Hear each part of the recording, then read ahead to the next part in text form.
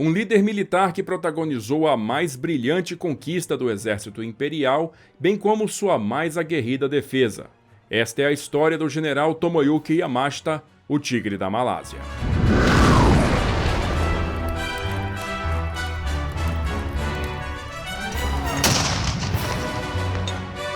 Tomoyuki Yamashita nasceu na pequena aldeia de Otoyo, na ilha japonesa de Shikoku, no dia 8 de novembro de 1885. Era o segundo dos 5 filhos de um médico local, e seu irmão mais velho, Tomoyoshi Yamashita, se tornaria almirante da Marinha Imperial Japonesa. Ao concluir seu ensino médio, Yamashita ingressou na Academia do Exército Imperial, mostrando-se um talentoso e determinado estudante. Ele se graduou com a 18ª turma da Academia em novembro de 1905, na 16ª colocação entre 920 cadetes. Sendo comissionado segundo-tenente em 26 de junho de 1906, ele foi enviado para o 11º Regimento de Infantaria em Hiroshima e em dezembro de 1908 recebeu a promoção a primeiro-tenente. Em setembro de 1914, durante a Primeira Guerra Mundial, Yamashita combateu tropas alemãs na província de Shandong, na China, e em maio de 1916 foi promovido a capitão, seguindo para a Academia Superior de Guerra, onde graduou-se com a 6ª melhor nota da turma. O capitão Yamashita se tornou uma espécie de especialista na Alemanha dentro do Exército Imperial, tendo servido como adido militar assistente em Berlim e Berna entre 1919 e 1922, quando foi promovido a major. As experiências pelas quais passou na Europa levaram Yamashita a elaborar planos para um profundo conjunto de mudanças que, ao seu ver, modernizariam o exército imperial. Ao observar os quadros profissionais e enxutos do novo Reichswehr alemão moldado pelo general Hans von Seeckt, foi inevitável compará-los à burocrática estrutura de comando japonesa. Durante as décadas seguintes, ele foi um vigoroso defensor da simplificação organizacional, mecanização do exército, modernização da aeronáutica, criação de um corpo paraquedista e principalmente do controle conjunto das Forças Armadas através de uma chefia de Estado-Maior conjunta, defesa que lhe conseguiu muitos inimigos, dada a histórica e arraigada rivalidade entre a Marinha e o Exército imperiais. Após ser promovido a tenente-coronel em 1925, ele foi nomeado adido militar em Viena, e em 1930 foi promovido a coronel, quando assumiu o comando do prestigiado 3º Regimento da Divisão de Guardas Imperiais. Yamashita foi finalmente promovido a general de brigada em 1º de agosto de 1934, mas 2 anos depois um evento decisivo impactaria a sua carreira. Em 26 de fevereiro de 1936, um grupo de oficiais juniores promoveu uma tentativa de golpe de Estado no Japão, assassinando políticos e tomando prédios na capital, mas os revoltosos foram suprimidos 3 dias depois. O imperador Hirohito, decidido a acabar de vez com a onda de assassinatos políticos, decidiu punir severamente os golpistas, ordenando a execução de diversos deles. Yamashita fez um apelo em favor dos jovens oficiais,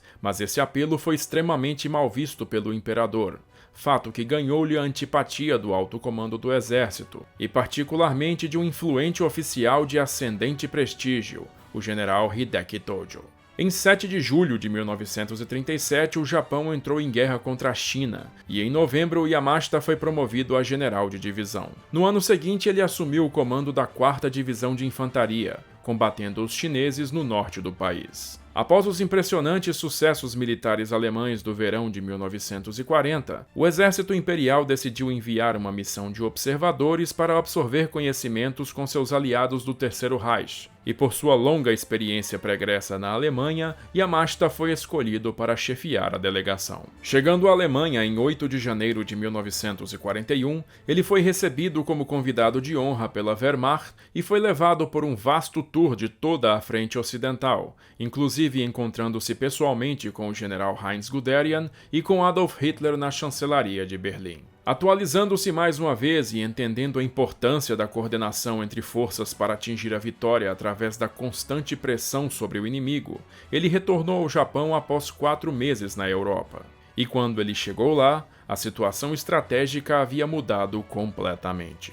Os Estados Unidos e o Império Britânico haviam cortado o suprimento de petróleo e outras matérias-primas para o Japão, como sanção à sua guerra contra a China. O alto comando japonês previu que aquela situação seria insustentável para o país e que uma ação militar deveria ser tomada para capturar as fontes de recursos naturais da Ásia, então nas mãos das potências coloniais europeias. No entendimento dos generais, somente assim o Japão poderia se tornar autossuficiente e consolidar-se como maior potência na Ásia. E Hideki Tojo, agora primeiro-ministro, ordenou que o planejamento para essa ação fosse imediatamente iniciado. Os estudos japoneses indicavam que a grande maioria dos territórios desejados era defendido por forças de baixa capacidade, exceto por dois grandes problemas: a presença norte-americana nas Filipinas e a presença britânica na Malásia, em cuja ponta sul se encontrava a fortaleza de Singapura. A rápida aniquilação dessas duas ameaças era fundamental para o sucesso do restante das operações,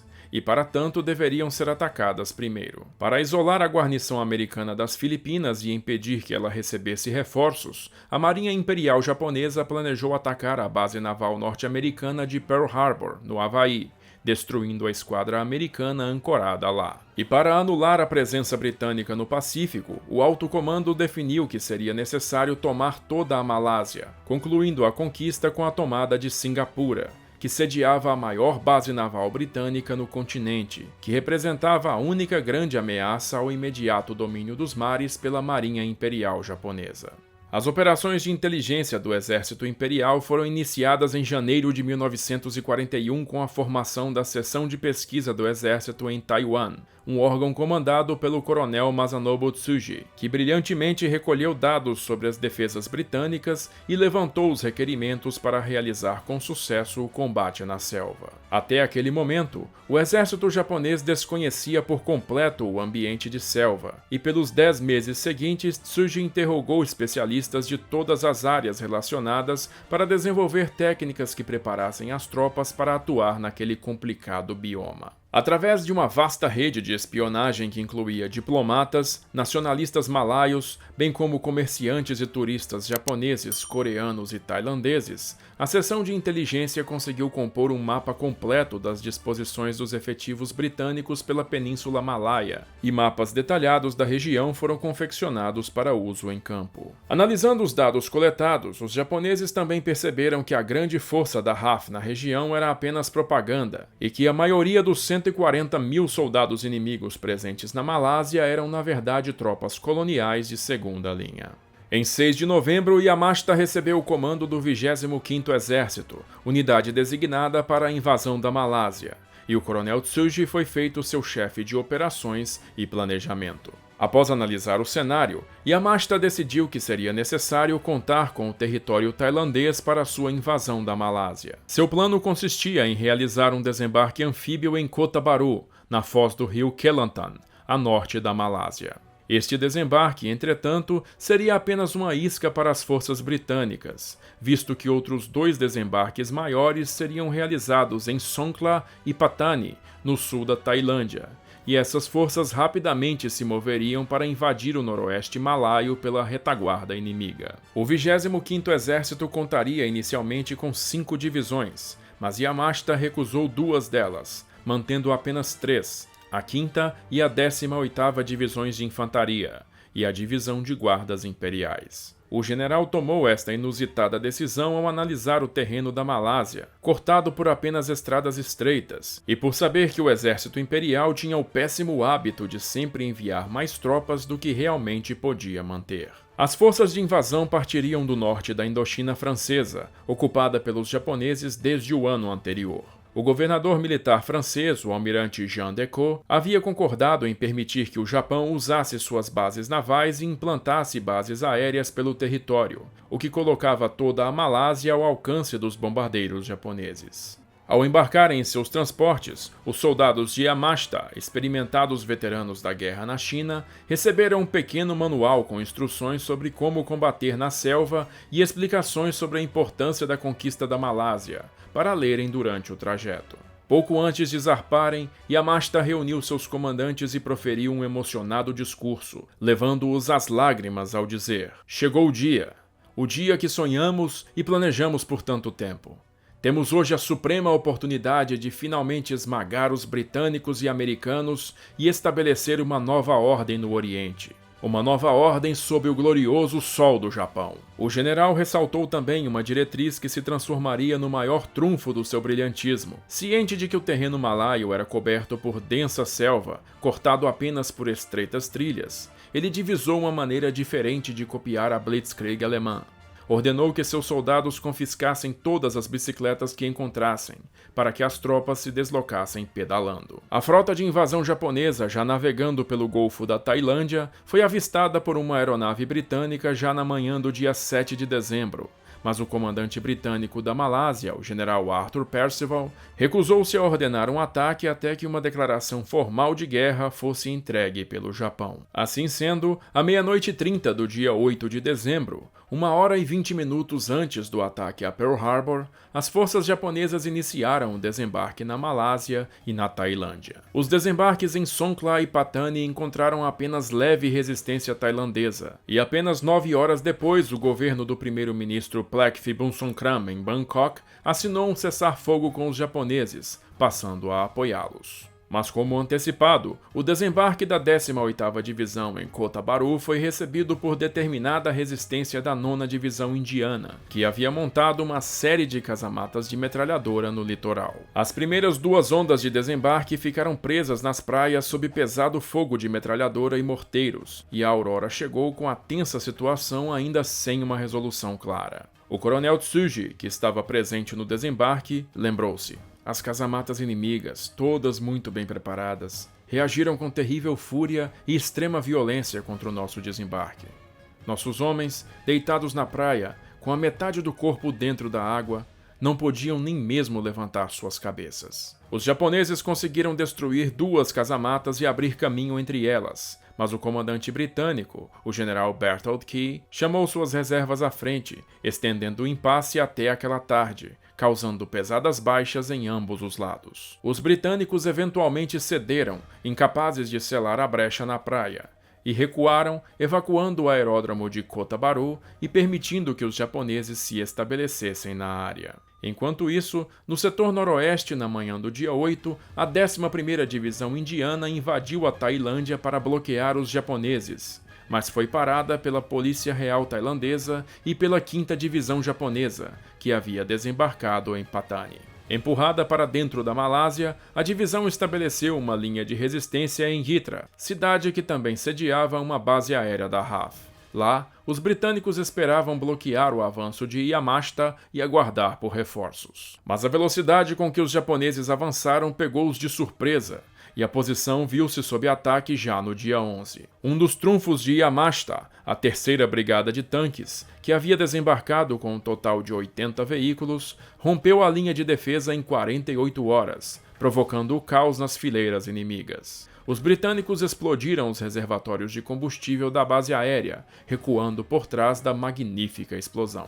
Enquanto isso, no ar, os japoneses desfrutavam de uma vantagem numérica de 3-1 em aeronaves de combate, e seus aviões de caça, como o Nakajima Ki-43, superavam facilmente os Brewster Buffalo usados pelos britânicos, e ainda eram pilotados por experientes aviadores que já haviam combatido na China. Tal superioridade causou uma verdadeira devastação do contingente aéreo britânico no norte da Malásia, levando à total supremacia aérea japonesa na região. Os bombardeiros japoneses realizavam ataques frequentes a diversas cidades, incluindo a fortaleza de Singapura, aplicando um duro golpe no moral inimigo. A situação britânica complicou-se de forma irreversível ainda no dia 10 de dezembro, quando o cruzador de batalha HMS Repulse e o novíssimo couraçado HMS Prince of Wales, que apenas meses antes havia tomado parte nos combates contra o couraçado alemão Bismarck, foram pegos em mar aberto sem cobertura aérea pelos torpedeiros do grupo aéreo Genzan. Após um intenso e decidido ataque, os 2 navios foram a pique, efetivamente destruindo a ameaça naval representada pela Grã-Bretanha no Pacífico. Agora os japoneses desfrutavam de virtual impunidade no uso do mar, e usaram esse fator ao seu favor realizando sucessivos pequenos desembarques atrás das linhas inimigas, forçando os britânicos a manter constante recuo. Desta maneira, Percival acabou autorizando a evacuação da ilha de Penang em 17 de dezembro. Na pressa, os britânicos deixaram para trás armas, barcos, suprimentos e uma estação de rádio intacta, bem como toda a população civil estarrecida e à mercê das forças de ocupação. Acredita-se que na evacuação de Penang começou o colapso moral do controle britânico na Ásia. No último dia do ano, a 11ª Divisão Indiana obteve sucesso ao parar o avanço japonês em Kanpar, tirando vantagem do terreno pantanoso que impedia o uso de tanques. Mas apenas 3 dias depois, os indianos foram forçados a recuar após Yamashita desembarcar um contingente ao sul de sua linha defensiva, ameaçando-lhes de cerco. A partir daí, o fulminante avanço da infantaria em bicicletas desmontou por completo a organização britânica. Desesperados para frear o avanço japonês, os britânicos demoliram mais de 250 pontes pelo país, mas sem depender de caminhões, os infantes japoneses apenas cruzavam os rios a pé com suas bicicletas nos ombros e faziam uso de pequenas trilhas secundárias para flanquear as posições inimigas nas estradas. O soldado japonês também levava vantagem sobre o britânico, pois estava mais adaptado à improvisação e disposto a tomar a iniciativa em ações locais. Estava também mais resoluto, requerendo menos comida e descanso que o soldado britânico, elevando assim o espírito de corpo da tropa de Yamashita. O avanço inexorável dos japoneses impediu que os britânicos pudessem defender a capital Kuala Lumpur, que foi capturada sem resistência em 11 de janeiro com vastos depósitos de comida, munição, caminhões e combustível. Esses preciosos botins, conhecidos pelos japoneses como rações de Churchill, caíram milagrosamente no colo de Yamashita, cujas linhas de suprimento já estavam extremamente alongadas. Com a queda da capital, Singapura estava agora a apenas 320 quilômetros de distância, e apenas alguns dias depois as vanguardas japonesas adentraram a província de Johore, localizada no extremo sul do país. Lá, pela primeira vez se encontraram com os soldados da 8ª Divisão Australiana. A 5ª Divisão Japonesa foi bloqueada e emboscada pelos australianos na Batalha de Gemas em 14 de janeiro, sofrendo cerca de 1000 baixas. A divisão de guardas imperiais, avançando pela costa oeste, então tentou flanquear a posição australiana, mas foi bloqueada pela 45ª Brigada Indiana na foz do rio Muar. Contudo, um contingente japonês desembarcou ao sul e rapidamente capturou a ponte sobre o rio Sungai em Parit Sulong. Com a destruição da Brigada Indiana, o contingente australiano tentou fugir para o sul, e no dia 18 a arma antitanque de 40 mm do sargento Charles Parsons destruiu 6 tanques japoneses, atrasando seu avanço pela estrada principal. Mas sendo agora alvejados por norte e sul, os australianos debandaram em desordem pela selva, cada um por si, deixando para trás 135 feridos. Repetindo uma ação costumeira na China, os guardas imperiais massacraram os prisioneiros em sua incessante perseguição do inimigo. No dia 23 de janeiro, os japoneses iniciaram o ataque contra toda a extensão da última linha de defesa britânica, entre Batu Parhat e Mersin, enquanto as forças de Percival entravam em colapso final. 4 dias depois, em 27 de janeiro, Percival foi autorizado a iniciar a evacuação organizada de todas as tropas para Singapura através do Estreito de Johore, completando a passagem no dia 31, quando os engenheiros britânicos explodiram um trecho de 21 metros da ponte que conectava a ilha ao continente. Naquele mesmo dia, tropas japonesas tomavam a cidade de Johor Bahru, que fazia frente à fortaleza, capturando-a após várias escaramuças contra contingentes britânicos retardatários. Em apenas 55 dias, o 25º Exército japonês havia realizado uma façanha magnífica, avançando e capturando toda a extensão de uma península de 1.100 quilômetros, numa verdadeira blitzkrieg em bicicletas. As forças do general Yamashita haviam sofrido 9.000 baixas, e ele estava agora no fim dos seus estoques, e de frente a uma fortaleza defendida por forças inimigas 3 vezes maiores que as suas. Já tendo se mostrado um competente e agressivo comandante em campo, as ações das semanas seguintes elevariam a figura de Yamashita à fama mundial, ao mesmo tempo em que mergulharia o Império Britânico na mais trágica derrota de sua história. No começo da manhã do dia 11 de novembro de 1940, o navio frigorífico britânico SS Automedon navegava pelas águas calmas do Oceano Índico, a 400 quilômetros a noroeste de Sumatra, levando sua carga de perecíveis para a colônia britânica de Singapura. Às 8h20, a tripulação viu aproximar-se um outro navio mercante inglês batizado de Antenor. Quando as duas embarcações estavam a cerca de 2.000 metros de distância, repentinamente uma destruidora barragem de fogo irrompeu do misterioso mercante, destruindo a ponte de comando e os alojamentos do Automedon.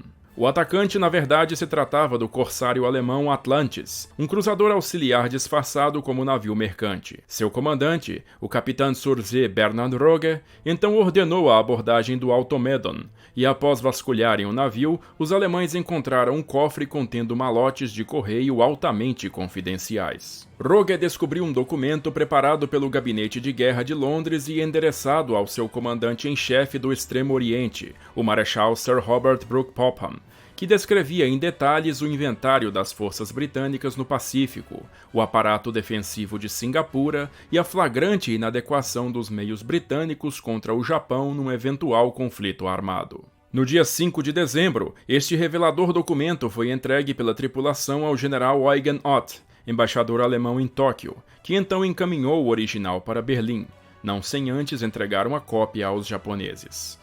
Naquela mesma época, a inteligência japonesa havia quebrado os códigos militares britânicos e interceptado uma mensagem do comando em Singapura reclamando do pobre estado das defesas da fortaleza, e o documento entregue pelos alemães confirmou os fatos. Singapura era conhecida pelos britânicos como a Gibraltar do Extremo Oriente, por sua vital importância no controle dos acessos à Ásia, localizada estrategicamente entre a Malásia e a Indonésia.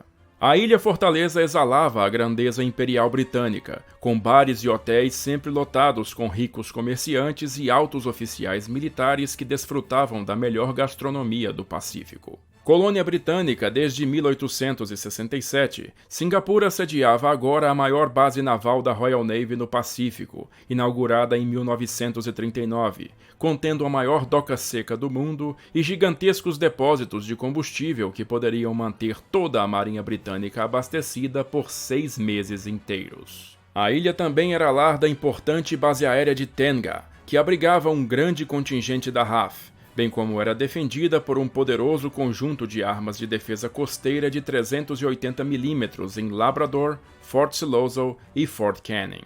Os oficiais se sentiam seguros em sua ilha-fortaleza, e o pensamento reinante era que o Japão, embora uma ameaça sempre presente no horizonte, nunca poderia triunfar sobre o imenso poderio do Império Britânico.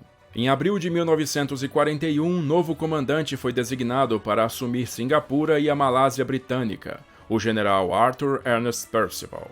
Após ter combatido na Primeira Guerra Mundial, em 1920 Percival foi transferido para serviço na Irlanda, onde tornou-se reconhecido pela violência e sadismo com que tratava seus prisioneiros do Exército Republicano Irlandês, o IRA, durante a Guerra de Independência Irlandesa. Ao chegar à ilha, ele percebeu a real fragilidade das defesas de Singapura e deu início a um intenso programa de treinamento para suas tropas, cuja quase totalidade carecia de qualquer experiência ou adestramento avançado. Em meio às dificuldades que Percival enfrentava com suas forças estava a clara percepção de que Londres naquele momento via Singapura apenas como um ativo de prioridade mediana, visto que o combate às forças de Rommel no Mediterrâneo consumia agora todas as atenções. Neste cenário desanimador, mesmo as depletadas forças que Percival dispunha já se encontravam inteiramente mapeadas pela inteligência japonesa, que contava inclusive com um espião britânico,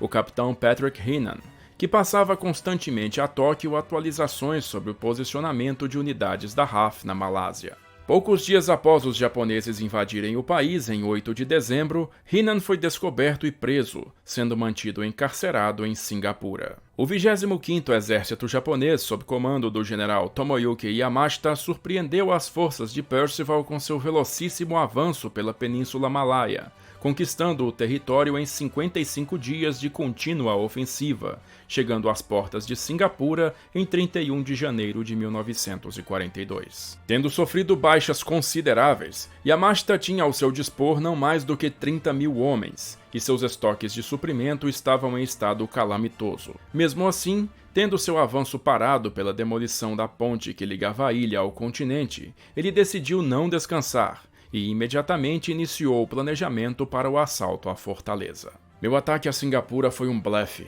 Eu sabia que se enfrentasse uma luta prolongada pela ilha, seria derrotado com certeza. É por isso que a rendição tinha que acontecer de imediato. Eu estava constantemente assombrado pela possibilidade de os britânicos descobrirem a nossa fraqueza numérica e falta de suprimentos, e nos forçarem a uma desastrosa luta casa a casa. Yamashita estabeleceu seu posto de comando no Istana Bukit Serene, o palácio real do sultão de Johor, que fica localizado num ponto alto em frente ao estreito, criando um excelente ponto de observação do dispositivo britânico em Singapura. Yamashita ignorou os avisos de que o palácio era um alvo fácil para a artilharia inimiga, apostando corretamente que os ingleses não se atreveriam a bombardear a residência do sultão. Por seu lado, Percival dispunha de 85.000 soldados dentro de Singapura, na maioria extenuados indianos e australianos que haviam acabado de escapar da Malásia. Um novo contingente, a 18ª Divisão de Infantaria, havia acabado de chegar da Inglaterra em 13 de janeiro, e 10 dias antes 51 caças Hawker Hurricane, com pilotos veteranos da Batalha da Inglaterra, haviam chegado para reforçar a combalida RAF na ilha. Contudo, Percival persistiria na estratégia que havia colaborado para sua rápida derrota na Malásia. Ele decidiu defender todo o perímetro do território, espalhando suas forças de forma que reforços em massa não estariam disponíveis para uma reação rápida à força invasora. Yamashita ordenou o início do bombardeio da ilha com sua artilharia de campo no dia 3 de fevereiro, martelando especialmente os aeródromos da RAF ao norte e ao centro de Singapura, deixando somente a base aérea de Kallang, localizada no extremo sul, ainda em condições de operar. Mesmo os mais modernos Hurricanes não conseguiram quebrar a superioridade em combate dos caças japoneses, sofrendo o mesmo trágico destino dos Buffalo, sendo dizimados no ar e no solo, o que rapidamente fez com que os japoneses dominassem por completo o céu sobre a ilha. Percival acreditava que os desembarques japoneses se dariam na costa nordeste, região que gerava a rota mais curta até a cidade de Singapura, e ignorou os conselheiros que apontavam as vantagens de um ataque pelo noroeste, onde o estreito se afilava e as fozes dos rios camuflavam as barcaças. Yamashita corretamente presumiu o pensamento de Percival, e para reforçar o engodo, ordenou a construção de vastos acampamentos falsos da divisão de guardas imperiais no setor nordeste, completando o truque ao ocupar a ilha de Palau Bin no dia 7. Com a aurora do dia 8 de fevereiro, as 440 armas da artilharia pesada japonesa iniciaram uma poderosa barragem das posições costeiras britânicas ao longo de todo o estreito, estendendo-se durante todo o dia. As 88.000 granadas disparadas arrasaram boa parte das linhas de comunicação entre as unidades inimigas, virtualmente isolando-as. Dessa maneira, pouco antes das 20h30, a primeira leva de 13.000 soldados das 5ª e 18ª Divisões japonesas começou a cruzar o estreito de Johor em 150 barcaças, desembarcando nas praias do noroeste da ilha, num setor defendido apenas pelos 3.000 homens da 22ª Brigada Australiana. Ao chegar à margem em meio à escuridão, os soldados japoneses tomaram proveito da alta vegetação rasteira para camuflar-se e rapidamente conseguiram isolar os batalhões australianos que defendiam a linha litorânea. Cerca de 2 horas depois, diversos pontos de penetração haviam sido feitos na linha australiana, que mesmo tendo respondido com pesado fogo de metralhadora e morteiros à horda invasora, acabou sobrepujada pelo grande número de japoneses. À meia-noite do dia 9, os invasores dispararam para o ar diversos sinalizadores luminosos, indicando que haviam capturado seus objetivos iniciais. 1 hora depois, os japoneses estavam firmemente estabelecidos em Singapura, e os desembarques se intensificaram. O comandante australiano, o general Gordon Bennett, decidiu abandonar as praias e recuar rumo leste para o interior da ilha até o vilarejo de Amakeng, a norte da base aérea de Tenga. Na manhã do dia 9, os combates continuaram e os australianos foram mais uma vez forçados a recuar, abandonando Amakeng e recuando até Bulim. E apesar de uma tentativa de contra-ataque ter sido feita para manter o controle de Tenga, a base aérea foi perdida poucas horas depois, com duras perdas para a força australiana. Percival ainda acreditava que o desembarque principal se daria na costa nordeste e demorou para reforçar a frente australiana. Somente ao meio-dia chegou à linha de frente o único reforço disponível, a 12ª Brigada Indiana. Naquela tarde, a 44ª Brigada Indiana, ainda em sua posição defendendo a costa sudoeste, viu-se ameaçada pela exposição do seu flanco direito e foi autorizada a recuar para formar a ponta sul de uma nova linha de defesa montada por Bennett, que se estendia de Cranji, no norte, até Hurong, no sul da ilha. Às 21 horas, após pesado bombardeio da artilharia, a divisão de guardas imperiais começou a cruzar o estreito para desembarcar no setor a oeste da ponte em Cranji, defendido pela 27ª Brigada Australiana.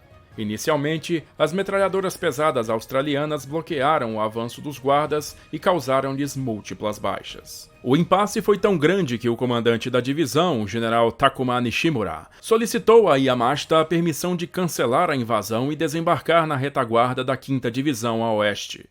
Yamashita negou a permissão e ordenou a continuidade do ataque, mesmo que sob alto custo. Mas às 4 da madrugada do dia 10 de fevereiro, o comandante da 27ª Brigada Australiana, o brigadeiro Duncan Maxwell, temendo ser cortado pelo avanço japonês a oeste, ordenou o recuo dos seus homens para o sul, abandonando a praia e permitindo que os guardas imperiais se estabelecessem firmemente em terra, cedendo também o terreno alto que dava visão da área de desembarque japonesa. Dessa maneira, os japoneses agora controlavam todo o litoral a oeste da ponte, passando a desfrutar de uma zona segura para transferir seus reforços, incluindo artilharia pesada e tanques. Na linha Cranji-Hurong o combate durou durante todo o dia, mas a pressão japonesa fez com que Percival ordenasse a formação de uma segunda linha defensiva ao longo da estrada principal. Contudo, o brigadeiro Harold Taylor, comandante da 22ª Brigada Australiana, interpretou as ordens erroneamente e recuou sua tropa imediatamente para a estrada, abrindo uma brecha na linha defensiva e expondo o flanco das unidades adjacentes. Esse movimento precipitou o recuo das brigadas indianas a norte e sul, efetivamente colapsando a linha de defesa, o que colocou os japoneses em posição de ameaçar os reservatórios de água potável da ilha, a leste de Bukit Panjang. Ao saber dos acontecimentos, naquela noite Winston Churchill enviou ao comando de Singapura uma furiosa mensagem. Acho que devem saber a maneira como enxergamos a situação de Singapura. Vocês têm 100 mil homens na ilha, e é improvável que os japoneses tenham isso em toda a península. Dessa forma, deveriam ser capazes de destruir essas forças invasoras numa batalha decisiva. Não deverá haver neste ponto nenhuma preocupação em salvar tropas ou poupar a população. A batalha deve continuar até o amargo fim e a todos os custos. Comandantes e oficiais devem morrer com suas tropas. A honra do Império Britânico e do Exército estão em risco. Ordeno que não haja qualquer compaixão com fraqueza de qualquer natureza. A reputação de nossa pátria e nossa raça estão em jogo. Na manhã do dia 11, Yamashita ordenou que a 5ª Divisão atacasse a área de Bukit Panjang e capturasse os reservatórios, e que a 18ª Divisão capturasse Bukit Timah para cortar a rota de contra-ataque inimiga. Ante um rápido recuo da 22ª Brigada Australiana, os japoneses capturaram Bukit Timah, onde encontraram preciosos depósitos de comida e combustível que aliviaram um pouco a tensa situação logística de Yamashita. Mais ao norte, os australianos tentaram retomar a área dos reservatórios, mas foram bloqueados por uma decidida resistência dos guardas imperiais. Neste ponto, os britânicos já haviam virado seus grandes canhões de defesa costeira para o norte e começado a disparar nos japoneses. Mas o paiol das armas estava suprido majoritariamente com munição penetradora de blindagem, ideal para perfurar a couraça de navios de guerra, mas com baixo poder de dano contra a infantaria em terra. No dia 12, Percival ordenou a construção de um perímetro defensivo ao redor da cidade de Singapura, trazendo para guarnecê-lo as formações posicionadas no leste da ilha, o que permitiu o rápido avanço dos guardas imperiais por este setor. No dia seguinte, engenheiros japoneses conseguiram reparar os danos à ponte e começaram a usá-la para transportar mais tanques e outros veículos para dentro da ilha. A 5ª Divisão japonesa empurrou a 18ª Divisão inglesa para o sul do reservatório McRitchie, passando agora a controlar todo o suprimento de água potável de Singapura. No setor sul, a 18ª Divisão japonesa atacou a 1ª Brigada Malaya na região de Pasir Payang, forçando-a a recuar até Buona Vista. Enquanto isso, na prisão militar da cidade, o capitão Heenan agora provocava seus carcereiros gabando-se de que em pouco tempo seria libertado, e que eles é que seriam os prisioneiros. Por sua própria decisão, um enfurecido sargento arrastou-o para Keppel Harbor, no extremo sul da ilha, e executou Heenan com um tiro na nuca, jogando seu corpo no mar. Às 13 horas do dia 14 de fevereiro, os japoneses mais uma vez romperam a linha defensiva da Brigada Malaya e avançaram contra o Hospital Alexandra, onde a 18ª Divisão massacrou com baionetas um total de 323 feridos, médicos e enfermeiros. Naquela noite, os japoneses estavam posicionados ao longo de todo o cordão defensivo da cidade de Singapura. Mesmo que com seu estoque de munição nas últimas reservas, durante toda a madrugada do dia 15, Yamashita ordenou que sua artilharia mantivesse fogo incessante sobre as posições britânicas, para forçá-los a uma capitulação final. Às 9h30 da manhã daquele dia, Percival reuniu seus comandantes para uma última conferência, onde, após ser informado da crítica situação do fornecimento de água, disse que um contra-ataque imediato deveria ser desferido para retomar os reservatórios, ou a rendição seria a única saída. Diante da resposta dos seus comandantes, que disseram-lhe ser impossível um contra-ataque naquela altura, Percival decidiu finalmente atender aos ultimatos japoneses pela capitulação. Perto do meio-dia, um carro de Estado-Maior britânico portando uma bandeira branca de trégua partiu em direção às linhas japonesas, retornando em seguida com instruções de que o próprio general Percival deveria se apresentar ao general Yamashita em seu posto de comando na fábrica da Ford em Bukit Timah. Sendo assim, às 17h15, Percival, acompanhado de oficiais do seu Estado-Maior carregando bandeiras de rendição, se apresentou na fábrica da Ford e foi direcionado a uma sala, onde um impaciente general Yamashita passou a intimidá-lo, descrevendo a situação irrecuperável das forças britânicas. Quando Percival tentou argumentar, Yamashita simplesmente vociferou: "Tudo o que quero ouvir de você é sim ou não." Persuadido por Yamashita, Percival assinou o documento de rendição de Singapura às 18h10, marcando a deposição de armas para as 20h30 naquela noite. Nas horas seguintes, tropas japonesas adentraram a cidade e desarmaram os 80.000 soldados britânicos, consolidando a queda de Singapura como o que Winston Churchill chamou de o pior desastre e a maior derrota da história britânica. Os japoneses renomearam a cidade como Shonanto, ou Luz Brilhante do Sul, e imediatamente iniciaram uma perseguição aos habitantes chineses da ilha, massacrando milhares deles por alegado sentimento anti-japonês. Dos 40.000 soldados indianos capturados, 30.000 se voluntariaram para integrar o novo Exército Nacional Indiano pró-independência,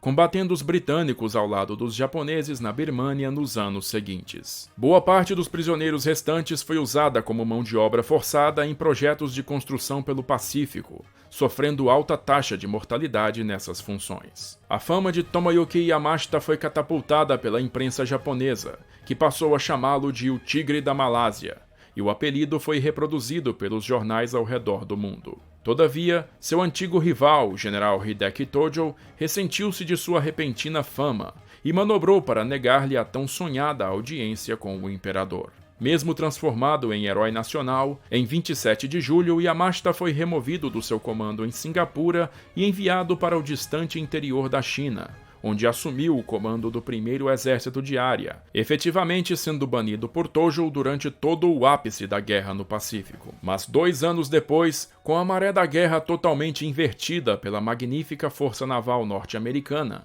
Hideki Tojo seria removido da posição de primeiro-ministro após a desastrosa perda do arquipélago das Marianas em 22 de julho de 1944. E para enfrentar a agora clara ameaça de invasão americana das Filipinas, o novo governo japonês resgatou Tomoyuki Yamashita de seu exílio na China, nomeando-o comandante do 14º Exército de Área e governador militar das Filipinas em 26 de setembro. O Tigre da Malásia teria agora que combater numa situação muito diferente daquela encontrada por ele em 1941, enfrentando toda a fúria do magnífico poderio militar dos Estados Unidos da América. Em 10 de outubro de 1944, uma aeronave de transporte da Força Aérea do Exército Imperial Japonês aproximou-se para pouso na pista da base aérea de Clark, localizada a 64 quilômetros a noroeste de Manila, capital das Filipinas.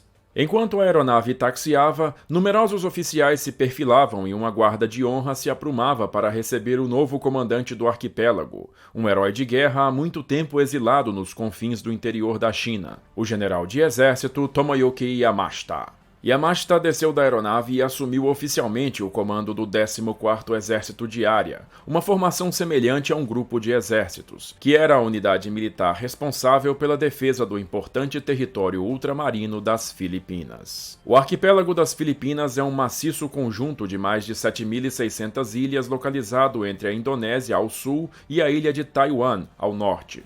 Antiga colônia espanhola, foi tomada pelos Estados Unidos na Guerra Hispano-Americana de 1898 e desde então havia se tornado a maior colônia norte-americana no Pacífico. Em 8 de dezembro de 1941, forças japonesas comandadas pelo general Masaharu Homma invadiram o arquipélago, pegando de surpresa o exército dos Estados Unidos no extremo oriente, comandado pelo general Douglas MacArthur. Ante a força japonesa superior em números e em profissionalismo, os americanos gradualmente perderam o controle do território, e MacArthur foi evacuado para a Austrália em 20 de março de 1942, publicamente prometendo "Eu voltarei". A última resistência americana nas Filipinas se rendeu em 8 de maio, iniciando um período de 2 anos e meio de total ocupação japonesa. Mas em outubro de 1944, o balanço de forças no Pacífico havia mudado completamente. A nova Marinha de Guerra dos Estados Unidos, sob comando do almirante Chester Nimitz, havia aberto uma gigantesca brecha no cordão defensivo japonês do Pacífico Central, capturando as Ilhas Marianas em julho, o que colocava agora todo o Japão ao alcance dos bombardeiros americanos. No Pacífico Sul, a ofensiva de Douglas MacArthur havia recuperado a Nova Guiné e as Ilhas Salomão, e agora se aproximava das Filipinas para cumprir sua promessa feita em 1942. MacArthur contava com um total de 1.250.000 homens divididos entre o 6º Exército, comandado pelo general Walter Krieger, e o 8º Exército, comandado pelo general Robert Eichelberger, além da 5ª Força Aérea do general George Kenney e de um imenso contingente naval. Em seu quartel-general na ilha de Luzon, Yamashita via sua situação com poucas esperanças. Ele sabia que, em situação precária, a Marinha Imperial Japonesa já havia perdido há muito tempo o controle dos mares, e que suprimentos vindos do Japão seriam bastante raros. Ele dispunha de um total de 262.000 soldados, mas dada a vasta complexidade de se defender um território tão numeroso, optou por ampliar a já costumeira liberdade tática de ação que costumava garantir a sua cadeia de comando, concentrando-se apenas no planejamento estratégico. Yamashita tinha em seu Estado-Maior um prodigioso oficial de inteligência, o coronel Eiso Horii, que tinha o raro talento de antecipar com precisão os movimentos norte-americanos e seus padrões de invasão. Com base nas assertivas de Horii, Yamashita construiu um plano de ação que, conquanto tivesse poucas esperanças de vitória, daria o máximo de combate e desgaste aos americanos. Para a defesa de Luzon, a maior ilha do arquipélago e sede da capital Manila, o general dividiu suas forças em 3 grupos. O grupo Shobu, sob seu comando pessoal, era o maior, com 152.000 soldados, e responsável pela região norte da ilha. Defendendo o litoral ocidental e a península de Bataan estava o grupo Kembo, o menor de todos com apenas 30.000 homens, comandados pelo general Rikishi Tsukada. Por fim, responsável pela defesa de Manila e da região sul de Luzon, estava o grupo Shimbo, do general Shizo Yokoyama, que comandava 80.000 soldados. Comandos menores ocupavam a maioria das outras grandes ilhas filipinas, todos com ordens de recuar ante aos desembarques e dividir-se em pequenas frações para dificultar o trabalho do inimigo. Yamashita teve meros 10 dias para organizar seus meios, pois na alvorada do dia 20 de outubro, a imensa 7ª Esquadra da Marinha dos Estados Unidos abriu uma violenta barragem de fogo contra as costas orientais da ilha de Leyte, localizada no coração do arquipélago, a sudeste de Luzon. Às 10 horas da manhã, o 10º e o 24º Corpos de Exército começaram a desembarcar nas praias do Golfo de Leyte, que eram defendidas por elementos do 35º Exército Japonês sob comando do general Sosaki Suzuki. Conforme instrução de Yamashita, os japoneses ofereceram apenas leve resistência aos desembarques, e rapidamente os americanos se estabeleceram em terra. Assim sendo, às 13h30, o general MacArthur fez seu dramático retorno às Filipinas, caminhando pelas ondas rumo à praia, onde disse: "Povo das Filipinas, eu retornei. Pela graça de Deus Todo-Poderoso, nossas forças estão novamente de pé em solo filipino." Nos dias seguintes, a Marinha Imperial Japonesa tentou destruir a força de desembarque americana, resultando num gigantesco engajamento de forças navais que ficou conhecido como a Batalha do Golfo de Leyte e que viu a virtual destruição do poder combativo da Marinha Imperial. Os japoneses perderam 4 porta-aviões e 3 couraçados no Golfo de Leyte, incluindo o novíssimo Musashi, nau irmã do famoso couraçado Yamato, destruindo assim seu potencial agressivo pelo restante da guerra. Suzuki enviou reforços para a costa ocidental de Leyte nos dias seguintes, mas o crescente estabelecimento do poder aéreo norte-americano em novembro significou a obliteração desse esforço japonês. Desde o primeiro dia dos combates, os americanos receberam um precioso auxílio das guerrilhas filipinas, que passaram a integrar a força americana nas tarefas de reconhecimento, inteligência e combate. Os filipinos atacaram as retaguardas japonesas e dinamitaram pontes que dificultaram o deslocamento de tropas para a linha de frente. Em 7 de dezembro, a 77ª Divisão Americana desembarcou na Baía de Ormoc, selando de vez a ilha e impossibilitando qualquer ressuprimento de seu contingente. A resistência organizada japonesa foi vencida em 26 de dezembro, embora pequenas unidades japonesas continuassem a resistir como guerrilha por mais 3 meses. O próximo alvo do 6º Exército do General Krieger foi a ilha de Mindoro, localizada logo ao sul de Luzon, e que foi atacada no dia 15 de dezembro. Ao contrário de Leyte, Mindoro era apenas levemente guarnecida por tropas japonesas, já sendo a ilha quase inteiramente controlada por guerrilheiros filipinos. Mindoro desfrutava de um clima seco e majoritariamente aberto, ao contrário de Leyte, que sofria com frequentes chuvas torrenciais, e lá os americanos construíram de forma acelerada os aeródromos que serviriam de base para o apoio aéreo à operação mais importante daquele momento, a recaptura de Luzon e da capital Manila. MacArthur havia selecionado o Golfo de Lingayen, a oeste da porção central de Luzon, como local inicial dos desembarques, pois a área oferecia a possibilidade de rapidamente cortar as forças japonesas em duas e avançar rumo sul na direção de Manila.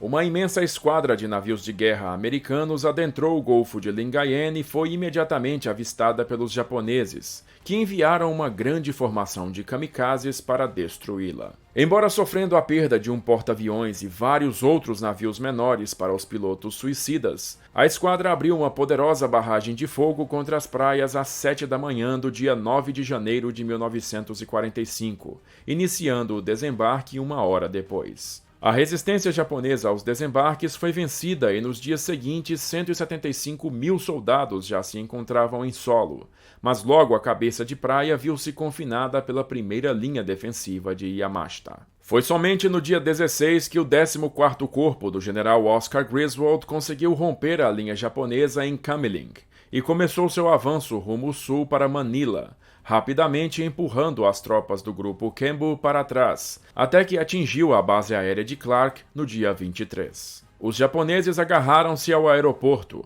oferecendo dura resistência que somente foi vencida em 31 de janeiro, e dali a 1ª Divisão de Cavalaria dos Estados Unidos iniciou seu rápido avanço contra a capital. Enquanto isso, no dia 29 de janeiro, o 11º Corpo do general Charles Hall desembarcou em San Antônio, com o objetivo de selar as tropas japonesas na península de Bataan e iniciar sua destruição. No dia 31, a 11ª Divisão Aerotransportada do general Joseph Swing saltou sobre o setor de Nasugbo, a sudoeste da capital, para interpelar a rota de quaisquer reforços que os japoneses enviassem pela região. Percebendo a inutilidade de defender Manila e necessitando de reforços para guarnecer a linha de frente no flanco esquerdo do avanço americano, Yamashita ordenou a destruição de todas as pontes de acesso à cidade e conseguinte evacuação das tropas do exército na capital, declarando Manila uma cidade aberta, deixando para trás apenas um destacamento de segurança de 3.000 soldados. Mas foi então que uma força de 16 mil fuzileiros da Marinha Imperial Japonesa, sob comando do almirante Sanji Iwabuchi, reocupou a cidade, determinada a resistir e destruir toda a infraestrutura portuária de Manila para negá-la aos americanos. Mas a força de Iwabuchi foi pega rapidamente pelas vanguardas americanas que adentraram a cidade em 3 de fevereiro,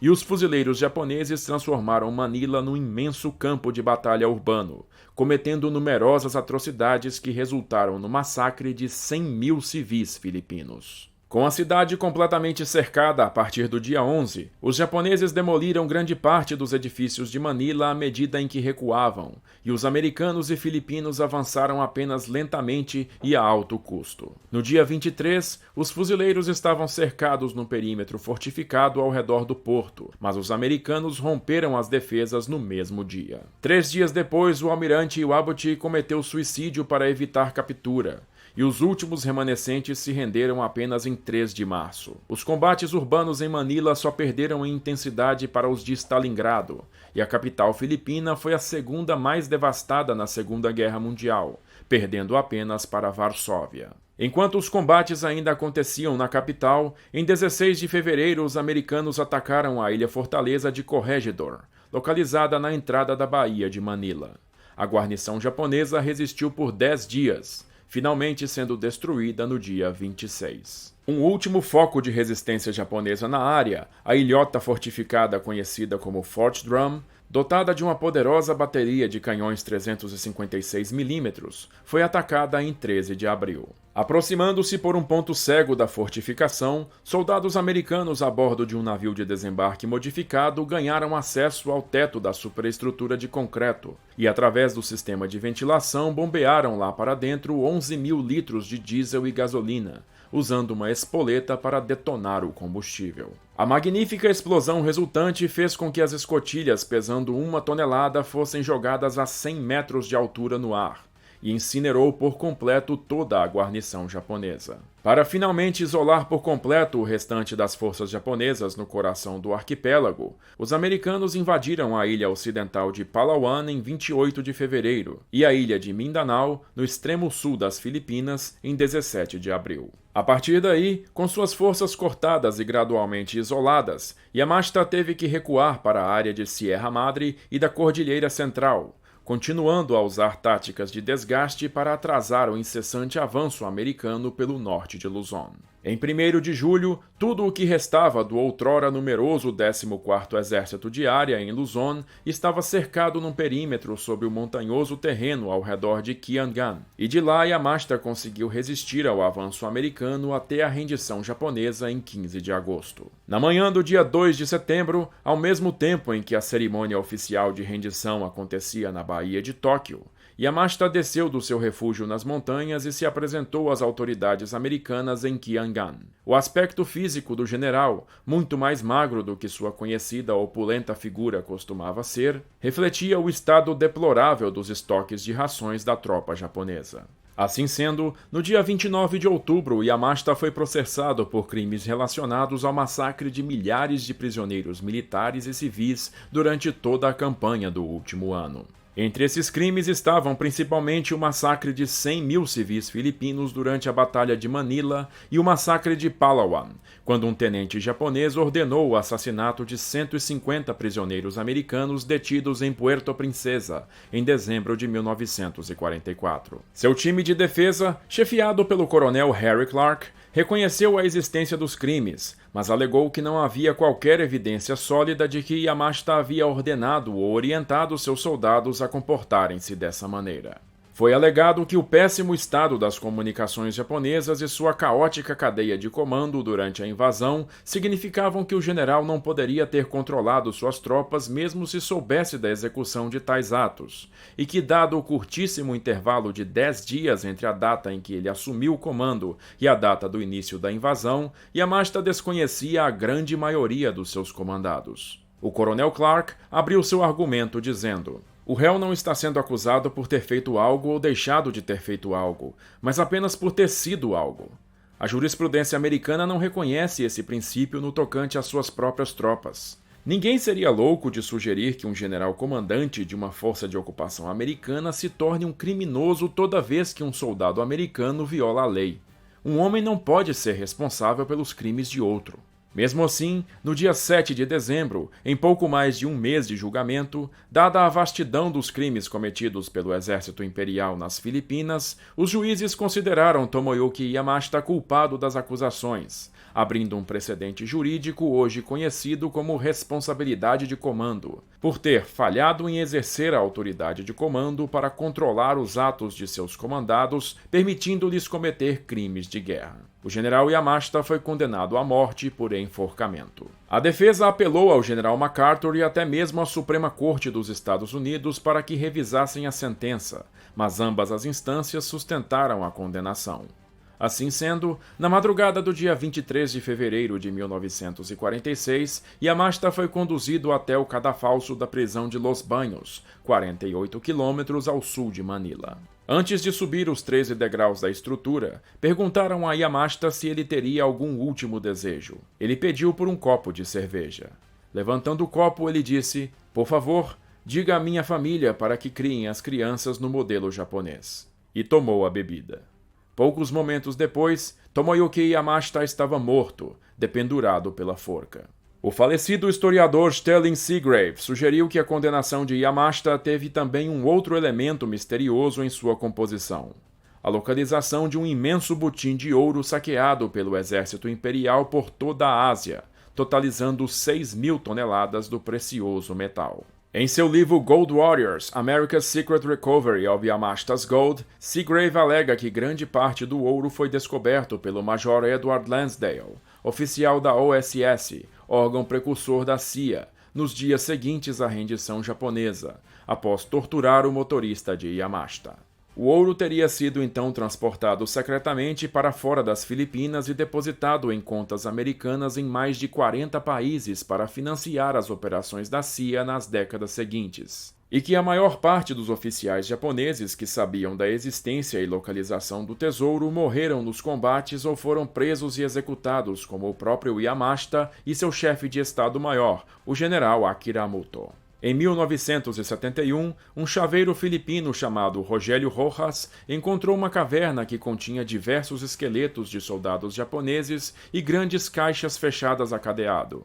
Abrindo-as, ele descobriu que estavam cheias de lingotes de ouro, das quais ele conseguiu levar 24 consigo. Mais ainda, Rojas encontrou na caverna um Buda de ouro maciço 20 quilates, pesando cerca de 1 tonelada. Com imensa dificuldade, ele conseguiu transportar a valiosíssima estátua para casa. Alguns dias depois, Rojas chamou alguns potenciais compradores para examinar o ouro, mas foi delatado para o serviço de inteligência do brutal ditador filipino Ferdinand Marcos, que cercou sua casa e, sob a mira de armas, confiscou todo o ouro de Rojas, levando-o também como prisioneiro. Por ordem de Marcos, Rojas foi duramente torturado para revelar a localização da caverna, até que conseguiu escapar e fugiu com sua família para uma região remota das Filipinas, mais tarde conseguindo evadir do país e mudar-se para o Havaí. Após Marcos ser deposto em 1986 e também refugiar-se no Havaí, Rojas o processou na justiça para obter compensação pelo ouro roubado e pelos abusos sofridos.